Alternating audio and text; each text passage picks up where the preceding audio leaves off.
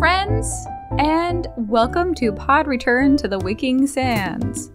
We are a Final Fantasy XIV companion podcast where we explore the lore and story of Hydaelyn and beyond.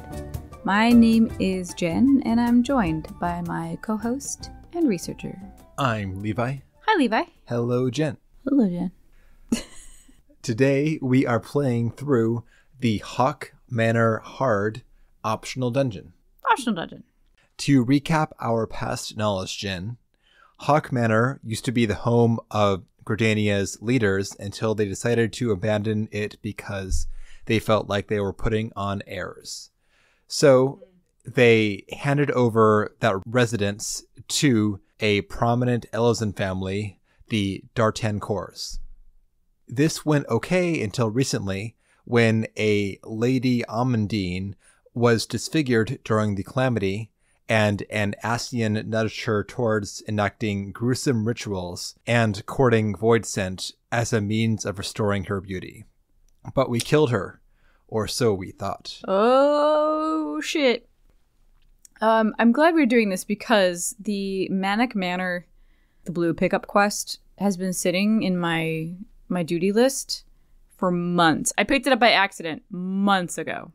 Jen, you know that you can abandon those, right? And they go back to start? Technically, yes. And also, Jen, it is Maniac Manor. That's the quest name, which is a riff on Maniac Mansion, the popular old PC adventure game. There we go. Okay. Thank you for that. I did not know. I didn't play PC games. Except for that one. Oh shit, there was two. There was like the Island of Dr. Wizard or something like that. It was like a bunch of like logic, math, art, whatever, like puzzles and questions, and you had to it's so vague. It's like a fever dream trying to remember it.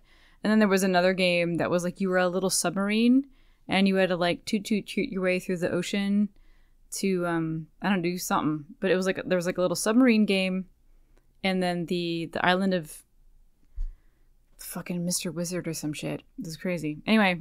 Was it Dr. Moreau? No, not at all. Not affiliated in any way, shape, or form. I see. Anyway. So in Eorzea, we get news about a quest called Maniac Manor from an Elezen archer named Lorianne, who meets us in Mor Dona's Tavern. Ah, that's where I got it. Okay. She says that she heard rumors of screams arising from the manor recently. This is no good, so we press her for details, and we learn that our former acquaintance, Ursendel, is the one who heard this ruckus. Right, and he was the guy who petitioned us the first time. Yes. Well, the first time was a whole investigation to figure out what was going on, why are people going missing, and then we found him and called him on it, and he's like, well... Oh, my lady has been eating people or whatever, or consuming their flesh and souls and whatever in pursuit of her original beauty because Ascians. So, Ursendel is hanging out again in, like, northern old Gridania, and he's chilling on a bench looking very forlorn. And he's like, hey, you're the one who helped me out the last time. Thank you. However, the screaming continues, basically. So I after the last situation, I met with the Wood Whalers to give them a report on everything that went down. And they're like, okay, great. We're going to do our own investigation. We're going to go to Haukke Manor and walk around just to, I guess, confirm your story. And to a point they did, but they did not find Lady Amand-eater's body. They wanted to go and see her body. Sure. It's like proof that like she's done. Like we don't have to worry about her They anymore. go there to verify and they don't return. Ursendel went with them to the manor, and after some time, he waited outside for some time. He heard horrendous screams from the household. He mustered the courage to investigate and beheld a terrible sight. What that was, he won't share. Something from out of this world. Yeah. So he fled And now, because the first squad of whalers went missing, they're now sending in a second squad to go looking after the first squad. Yeah, and he's like, yo, that's dumb. They're going to die just like the first squad did. And this is when he is like, you need to intervene before more people die. Yeah. And that's why we're going in again. So we do. We head after the second squad, rushing to the manor, and we enter. Thank you to the group that ran with us on minimum item level. Item level? Yeah. Yeah. No, instead of like eye level, you're like spelling it out. Item level. That's what it's called, Jen. You're not wrong. Joining us were Fiona Redane on Scholar and Quill Lyric on Black Mage. Yes. Nice. I ran Warrior and Jen ran Bard. Had to get that relic kill. Ugh. We enter the manor and immediately run into a huddle of people. Yeah, this is new. Normally we're there alone. But no, it's the second squad, and they're chilling, and we're like, hey, yo, don't go in there. Just don't. And it seems like a couple of them maybe have gone in already, and they're doing the whole like crouch on the ground. They're trying to recover, come to terms with what they've seen, all of that stuff. But like now we're gonna go. One of them begs us to save their comrades. Aww. We are also treated to the generic hard mode dungeon music. It's unnecessarily funky. It's really like synthesize-y. Yep. It's kind of off-putting. It's not my favorite. It is what it is. Well, you'll hear it again, Jen. Yeah. Don't worry. Definitely. Because they love this track for hard dungeons. Darn.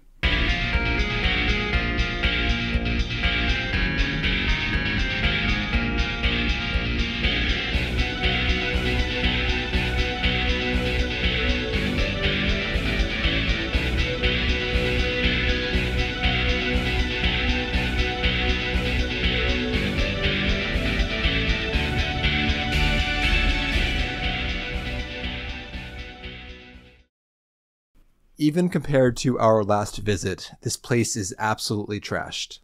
Furniture is piled up, blocking most passages, and books litter the stairs leading up to the second level, which is our only available path. Yes. Heading down an upper hall, we see a crouched wood whaler pleading to the matron, seconds before a void-sent succubus zaps him, transforming him into a demonic soldier. Yeah, so these are the altered whalers. And we're going to see a few of them. And yeah, they just basically look like demons now. They're fucked up. You'll only see a few, Jen, if you fuck up. Oh, I see. It's on us if they're altered or not. Oh, okay. So we slay the transformed whaler and we press on. Suck. So Jen, do you remember the signature mechanic from regular Haukke Manor?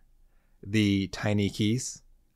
Oh, very much so, yes. Well, everywhere. I hope you liked it, Jen, because it's back. Yay! And there's more of them. And we don't, I wouldn't know what to do in Haukke Manor if we didn't have tiny keys. Well, good thing you do. Because we slay some void scent, and we get a tiny key, and we open a door. Beyond that, there is more void scent. These doors we slay them. Are too big for tiny keys. We get another tiny key. We open the door.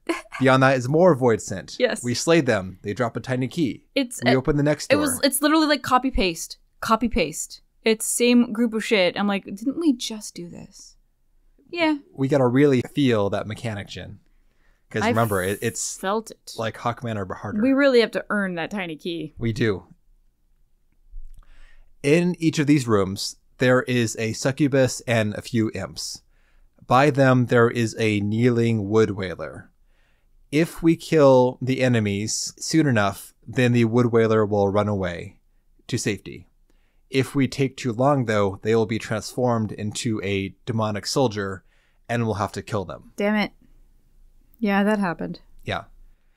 Our DPS on mid-eye level was not sufficient, but when I went through this unsynced to take environmental notes, yeah, you can save all the soldiers. It is ultimately on how good you are. Fuck. To see how many you save. That's messed up, man. Like, I don't know. I thought like our... No, I mean at minimum eye level, I think you're meant to see some heavy losses there. So after those series of doors, we round a corner and reach a tall double door flanked by a pair of demonic statues that transform into gargoyles. Oh, who saw that coming? Beyond these is the first boss. The Imp Jester is back. Bitches. In the first Haukke Manor, the Jester was a duo fight with the skeletal steward. Now, though, the Imp has a host of skeletons to call upon. So the fight starts off with 2 skeleton buddies that go down fast, but the Imp will continuously call in more adds throughout the fight. At the end, it summons in 3 skeletons at once, and it feels a bit like a DPS race to burn the Imp down before you're overwhelmed by the adds. Mm-hmm. As when they come out, the incoming damage spikes considerably. The Imp also blasts us with ice all throughout the fight, both direct attacks and ranged AoEs. Yeah, what he'll do is put a summoning circle on the ground, which looks super cool. I feel like Summoner should have this. Black Mage should definitely have this. Like, if the Black Mage ley lines look like this, I'd be so happy. If they took up half the arena with your visual effect. I mean, yeah, it's got like verticality to it. Hey, everyone pay attention to me, the Black Mage. Correct. I mean, they already look pretty cool, but this also looked really cool, and I don't think I've seen its like anywhere else, which is cool but also a bummer. It was such a neat graphic. Anyway, so he's gonna set this like summoning circle down, and eventually skeletons will arise from it and fuck up your shit. And yeah, so we wiped one time on this because it became really overwhelming, and then our healer got, I think it was by a combination ice attack and then an ad aggroed on them, because if you're healing, that you get that first enmity spike. Yeah, these are some big hits. Yep. So yeah, we did wipe once, but then we handle it. To be expected on minimum eye level for sure. But yeah, this was kind of a busy fight. There was a lot going on. After defeating the Imp, we rush into a hallway with the unique Haukke Manor hard mechanic. We see a long hall flanked by purple glowing lamps that are draped in purple cloth. These are void lamps. They will shoot energy waves across the hall's width in quick succession. Yeah. On normal difficulty, you can just run through these. Enemies will rush you through the purple energy barriers that block the hall's doors. But you should be able to endure the energy waves and the enemies and AoE them down. On min eye level, though, the waves hurt a lot. I was carefully trying to pull the enemies back to before the upcoming section of lamps so we could burn them down without getting zapped by the waves. And then when you kill the enemies, that batch of void lamps stops firing. Yeah. So you're like your safe space essentially to in which way you can kite future enemies becomes larger because you've deactivated those AoEs. So yeah, at the beginning you only have like a tiny little space before the series of purple doors. But then yeah, you walk in further in, more mobs arrive, and then you have to kind of pull them back into the safe space, because if you just linger in the purple doors, you're gonna get like 2 hits and you're done. Yeah. Yeah. After the next stretch of the lamp menaced halls, we kill a void scent who drops a tiny key, open a side room, and see our old buddy, the Manor Sentry, the Ahriman who refuses to die. We knock him down to half health, and then he flees through an energy field blocking the next boss room. After he passes through it, the field dissipates, allowing us to go forward. And we see the vast, empty red hall and a single foe named Ash. Ash is an archdemon. This enemy model reminds me of the rabbit from Donnie Darko. Oh, shit. I didn't look at him too keenly, but that's a hell of a similarity. Spooky. These guys look like they're made of rough, dark stone with elongated faces and curving ram horns. This type of void scent is normally created by the possession of the bodies of beasts of burden. They are skilled in weapon crafting usually, which fits perfectly with this fight. This gen is my favorite boss of the dungeon. Ash will highlight strips of ground with glowing blue lines. Oh, it's very cool. Which telegraph energy blades that rush across the marked areas. He will fill most of the arena with these markers, leaving only a small safe area. This is all fine at the beginning, but pretty soon he starts summoning in spinning scythes, which persist for a long time and deal tons of damage if you're inside them. Yes. So now you have to thread the needle between these slowly moving scythe denial areas, plus the ground markers, and then ads start coming in later on too. And also the boss does a pretty wide cleaving attack.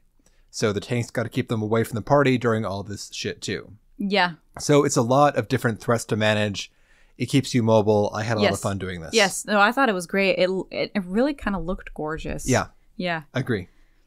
But we survive all that, and we press on. Yeah, we did not wait. We fucking nailed this. Yeah, nailed it. We move beyond the boss room and gaze into a glowing crystal ball. And we are transported to the manor's basement. This is the same set of long rectangular hallways that we had to run around during normal mode. Voidsent patrol these halls, and groups of Voidsent and skeletons linger in the cells that adjoin the hall. Once they're all dead, the seal blocking the inner chamber vanishes, and we can press on to the final boss. This fight takes place in the same room as the Manor Jester / Manor Steward fight from normal mode. Mm-hmm.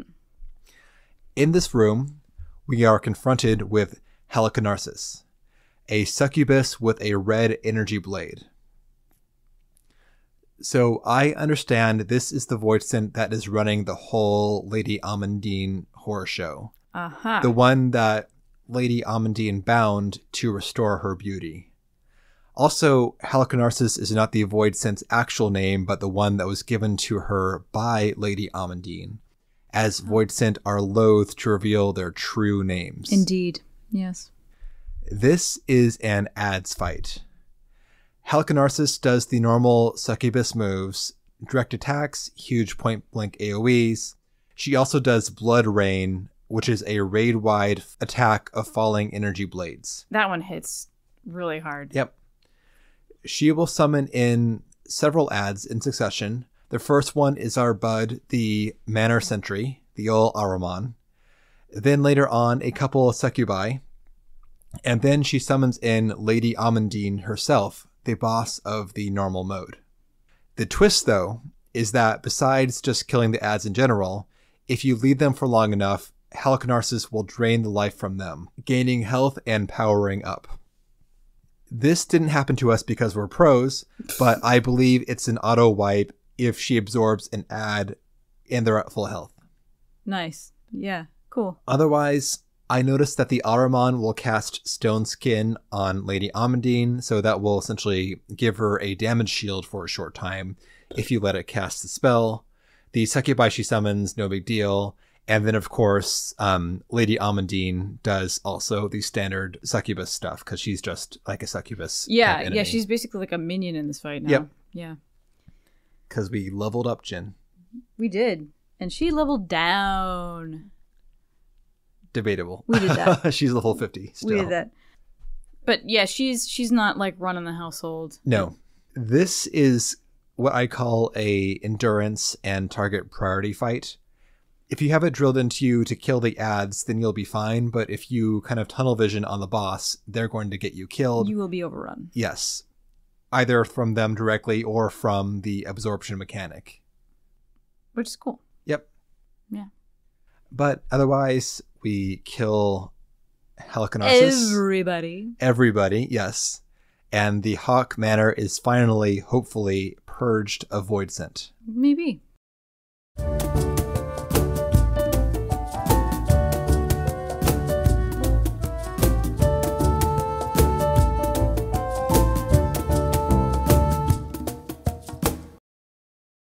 If you go and visit Ursendel after purging the manor, he is amazed that we prevailed twice against its denizens, and he hopes that Lady Amand-eater is finally free from her torment. I mean, we hope so too. That's no way to live. Yep.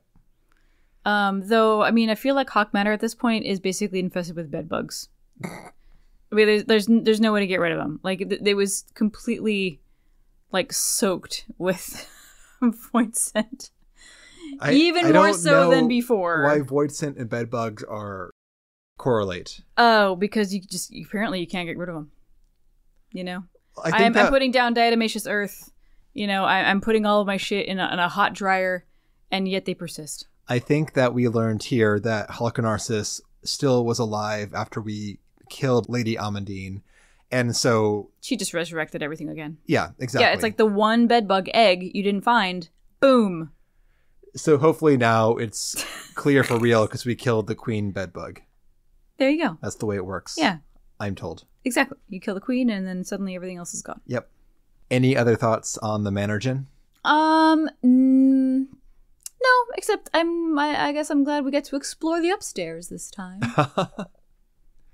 You were dying to know what's up there. What's up there? Turns out it's more drawers with tiny keys. Literally, yes. It's just a series of fucking rooms that need to be opened with tiny keys, and every room looks the same.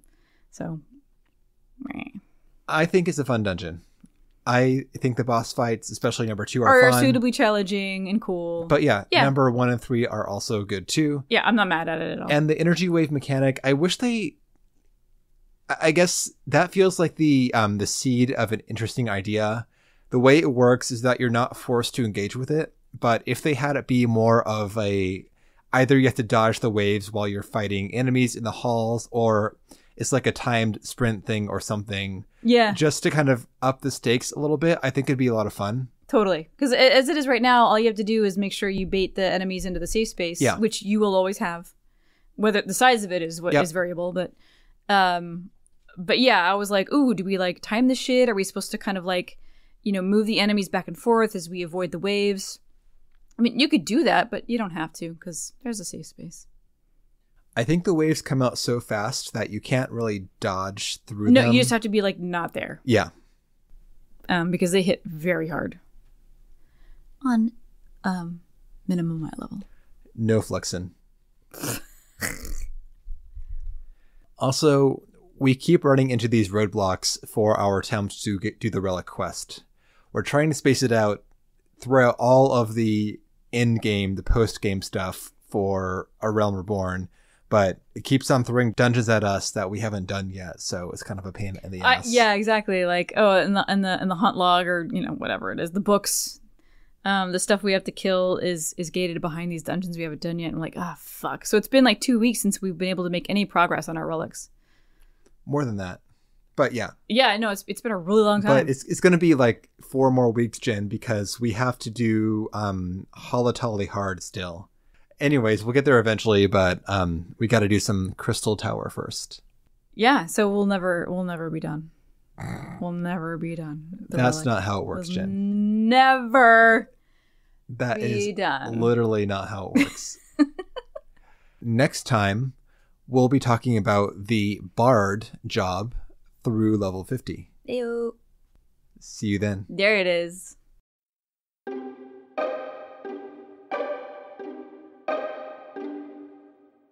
Thank you again to the listeners who joined us on this run, Fiona and Quill. not to focus too much on aesthetics, but they look great. The like little Prothgar Black Mage glam. We had some. I think she was like a Heer, female scholar. Her glam was like super cute, almost like a little elf. Something, I don't know. It was like totally appropriate. Anyway, like good luck. If you want to get in touch with us, you can at podreturnffxiv@gmail.com. You check the show notes, you'll find information for our Discord. You can join us and talk about literally anything. Game stuff, share your glams, join us for group runs, etc. And we have our Patreon, which is patreon.com/podreturnffxiv. And if you subscribe, we release bonus episodes every couple of weeks. We talk about the seasonal events in game. We talk about other shit like the Final Fantasy trading card game, and then we also have our Final Fantasy XI focused series, Vanadil, Vansplainer, and this is all in preparation for Dawn Trail, because there's going to be a hell of a crossover. Lots of references, so we want to make sure we're all up to speed on that shit. But yeah, with that, we hope you guys enjoyed the episode. Have a good day or night, and we will see you next time.